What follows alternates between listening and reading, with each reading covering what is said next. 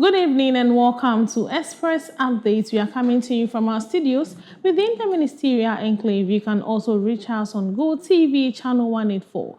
I am Victoria Bole Duamro. Up next is our news headlines.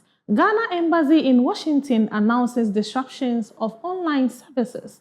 Also, Energy Minister says Ghana saves $500 million annually through gas to power shift. Stay tuned as we bring you these and many other stories. Now the news in detail. The Ghana Embassy in Washington, D.C. has announced a temporary disruption to some of its online services due to technical challenges affecting its systems. The embassy said its website is currently unavailable, limiting access to some services provided by the mission. In a public notice, the embassy advised persons who need to travel to Ghana urgently due to an emergency to use the Ghana e-Visa platform to submit their applications. It also apologized for the inconvenience and assured the public that efforts are underway to restore the affected services as quickly as possible. Away from that story, the Minister for Energy and Green Transition, Dr. John Abdullahi Jinapor, says Ghana is saving about $500 million annually through its shift from liquid fuel to natural gas for power generation. Speaking at the Petroleum Commission's 15th anniversary celebrations on Tuesday, August 18, the minister said increased gas availability has reduced the country's reliance on imported crude oil and other liquid fuels. He further noted that higher domestic gas production supported by industry collaboration has helped lower the country's crude oil import requirements. Dr. Jinapor said the development forms part of government's gas-to-power strategy to maximize Ghana's natural gas resources, strengthen energy security, and promote cleaner energy.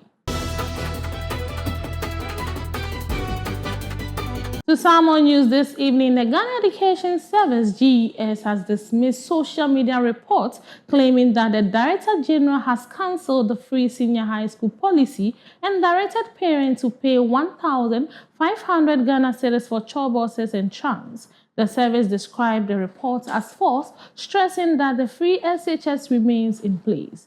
GES clarified that the Director General has issued no directive requiring parents or guidance to pay for chore buses, trunks, or any other items. The service has urged parents, guardians, and students to disregard the claims, rely on its authorized communication channels, and avoid making payments based on unverified social media reports.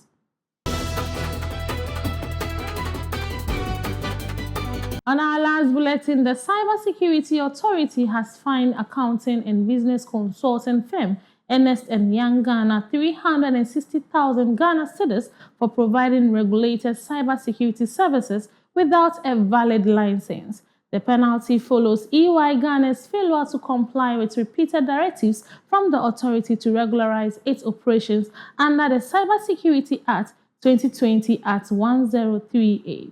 In a press release issued on Tuesday, August 18, the CSA said EY Ghana continued providing cybersecurity services, including services to owners of critical information infrastructure, despite being directed to obtain the required license.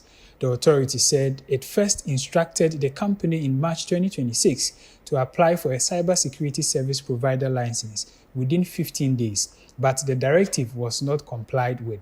The CSA said the breaches contravene sections 49 and 92 of the Cybersecurity Act, which prohibit the provision of regulated cybersecurity services without the requisite license.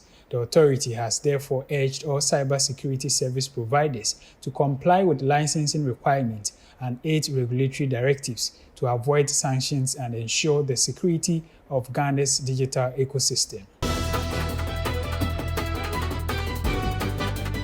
And that's all we have for you on Express Updates. I am Victoria Bole Duamro. Do enjoy the rest of our programs.